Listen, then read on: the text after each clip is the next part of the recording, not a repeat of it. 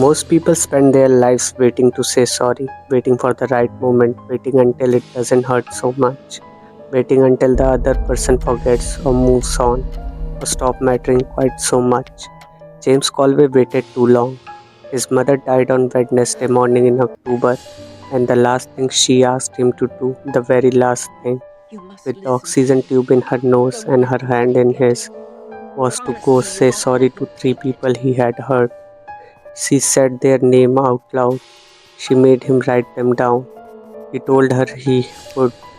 He had no idea that the third name on the list was going to change everything he thought he knew about himself.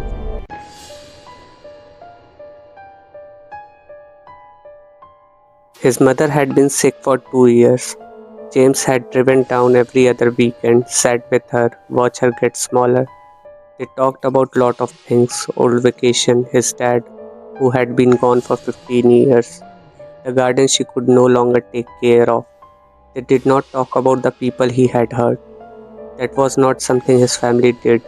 Dig things up, sit in the mess of them, say the hard things out loud. So when she asked in those last few days, was surprised. He had a list. She must have been thinking about it for a while.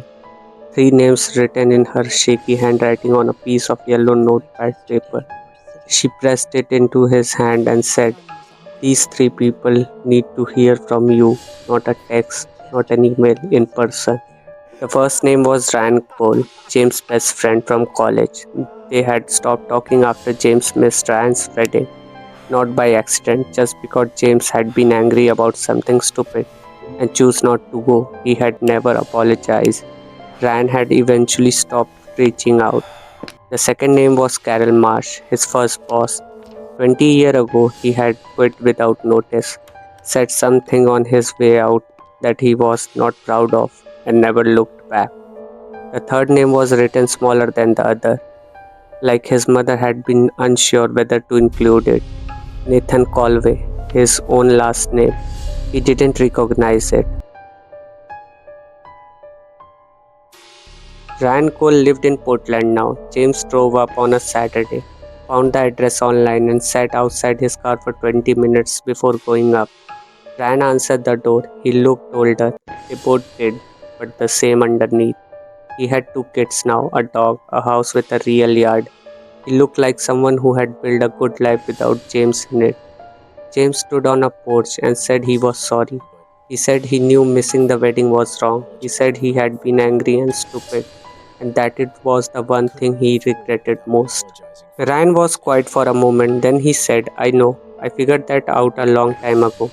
He didn't invite James in, but he shook his hand. He said he appreciated the drive.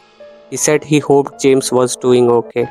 Driving away, James felt something loosen in his chest, just a little, just enough to take a full breath.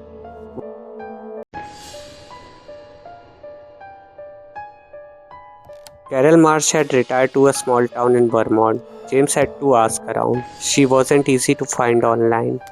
He got an address from an old colleague, drove 4 hours, and found a small house at the end of the gravel road. She answered on a second knock. She was in her 70s now, white hair, reading glasses pushed up on her head. She looked at him for a moment before she placed him. Then she laughed, not mean, just the laugh of someone who has had a long time to let things go. "James Calloway," she said, "come in." He sat at her kitchen table and told her he was sorry. He told her what he remembers saying when he quit. The thing about her management, her decision, the way he had spoken to him in front of other people. He said it was wrong. He said he had been young and full of himself. He was sorry it had taken this long. She poured him a coffee and said, "You know what I remember most? That you were the best person on the team when you wanted to be." The leaving just made it easier to remember that part. He drove away from Vermont with two down and a third address written on his mother's yellow paper in the passenger seat. Nathan Colway. He had asked around about that one too. No one knew the name. He had searched online, nothing. He had even called a distant cousin, wondering if there was a family member he had never met, some branch he didn't know about. Nothing. The only address he had found come from his mother's other paper, tucked into same envelope as the yellow notepad. A hand-drawn map, old. His mother has handwriting again.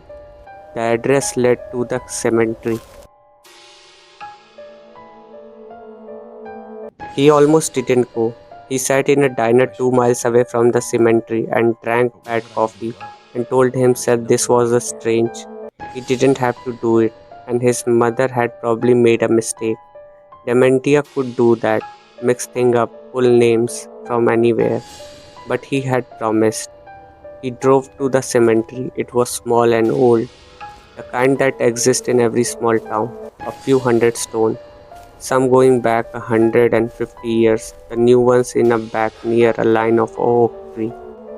He walked for most 30 minutes before he found it.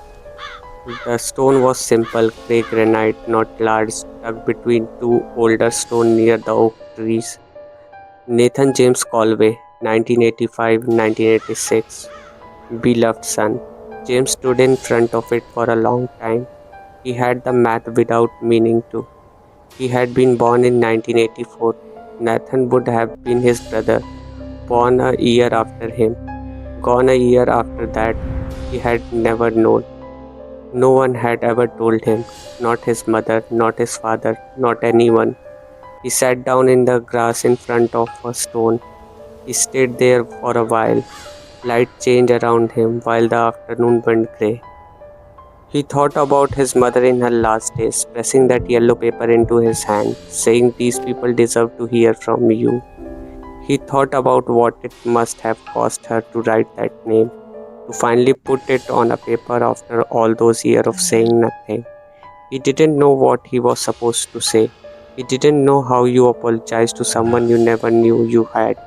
He didn't know what the guilt was even supposed to be for.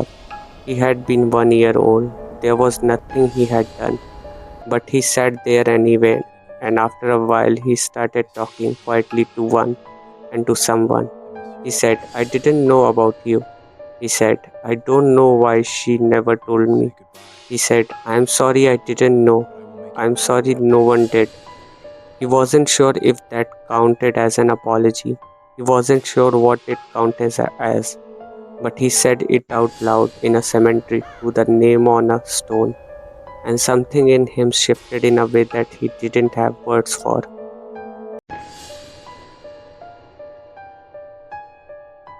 He drove home that night. The whole way he kept coming back to the same question: why? Why had his mother kept this? Why for 40 years had she never said the name out loud? Why had she waited until she was dying to write it down? He called his cousin Sarah from the car.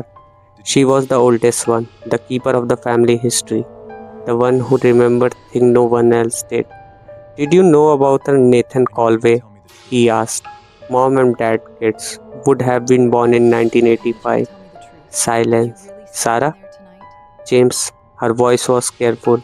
"How do you know about that?" She put his name on the list, the apology list. "I went to his grave today." Another silence, longer. "James, Nathan didn't die. He nearly went off the road. He pulled over, put the car in park." "What?" "He didn't die.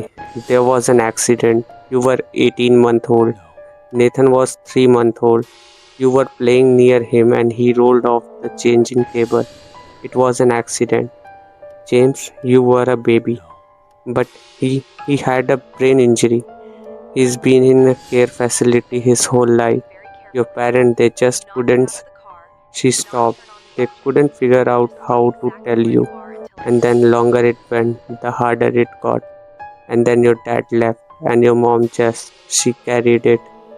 James sat in his parked car on the side of the road and looked at the yellow notepad paper on the passenger seat. Nathan Colway. The grave was real. His mother had made it years ago. He would later find out. A stone for a boy who was still alive. A way to bury the thing that had never stopped hurting. A way to give a James a place to go without giving him the whole truth. But the whole truth was what she had actually wanted. That was why the name was on the list. not to visit a grave, to go find a brother he had never known existed.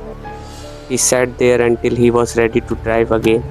Then he looked up care facility in the country where his mother had grown up, found the country right one on the third try, called the number, spoke to someone who said yes, they did have Nathan Colway, and yes, James was listed as a next of kin, and yes, he could visit. They were open on weekdays until 6. He wrote the address on the back of the yellow notepad paper. Fourth stop, not on the list, but on his mother had actually been pointing towards the whole time, just one stop at a time. The only way she knew how to tell him something she had been afraid to say for 40 years. He put the car in drive.